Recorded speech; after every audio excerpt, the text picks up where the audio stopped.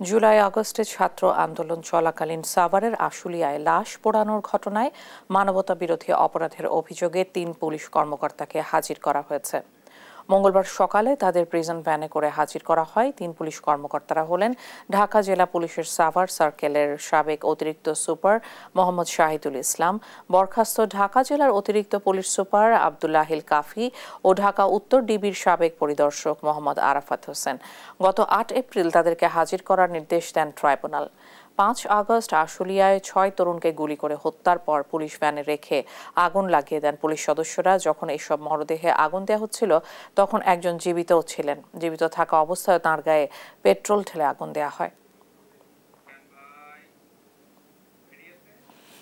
আন্তর্জাতিক অপরাধ ট্রাইব্যুনালে রয়েছেন সহকর্মী সাবরিনা মজুমদার। মানবতা বিরোধী অপরাধ মামলার বিস্তারিত জানাতে সরাসরি যুক্ত হচ্ছেন তিনি।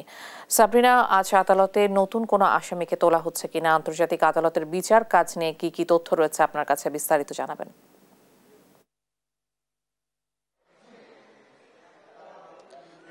ইশিকা, আপনি যেমনটি জানেন যে ছাত্র জনতার অভ্যুত্থানের সময় ৫ই আগস্টে সাভারের আশুলিয়ায় যে ঘটনাটি ঘটে সেখানে কিন্তু ৬ জন ছাত্রর লাশ পুড়িয়ে দেয় পুলিশ সদস্যরা। সেখানে একজন ছাত্র জীবিত থাকার পরও তাকে হত্যা করার সময় তার একজন ছাত্র জীবিত থাকে এবং এরপর ভ্যানে করে সেই লাশগুলোকে পুড়িয়ে দেওয়া হয় এবং সেটির পরেই আন্তর্জাতিক অপরাধ ট্রাইব্যুনালে অভিযোগ দায়ের করে এবং অভিযোগ দায়ের পর এখানে ট্রাইব্যুনাল একজন সাবেক এমপি সদস্য সাইফুল ইসলাম সহ ৪ জন পুলিশ কর্মকর্তার বিরুদ্ধে গ্রেফতারি পরোয়ানা জারি করা হয় এবং এরপর এই ৩ জন যে আব্দুল্লাহিল কাফি, ৩ জন পুলিশ কর্মকর্তা আব্দুল্লাহিল কাফি, আরাফাত হোসেন এবং শাহিদুল ইসলামকে এখানে ট্রাইব্যুনালে হাজির করার নির্দেশ দেয়, যেখানে এই ৩ জন কিন্তু বিভিন্ন মামলায় অন্য মামলায় গ্রেফতার রয়েছে। তাদের কাছে আন্তর্জাতিক অপরাধ ট্রাইব্যুনালে হাজির করা হয় এবং এখন তাদের এই ৩ জন আসামিকে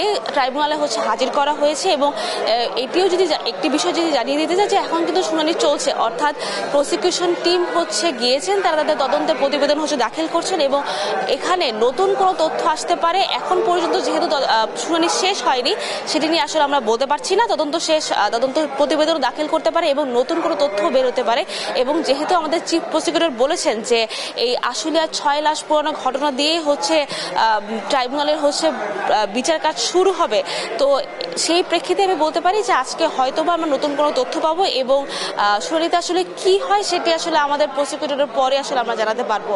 তো এই ছিল সর্বশেষ খবর আন্তর্জাতিক অপরাধ ট্রাইব্যুনাল থেকে। ইশিকা। সাবরিনা, অনেক ধন্যবাদ আপনাকে।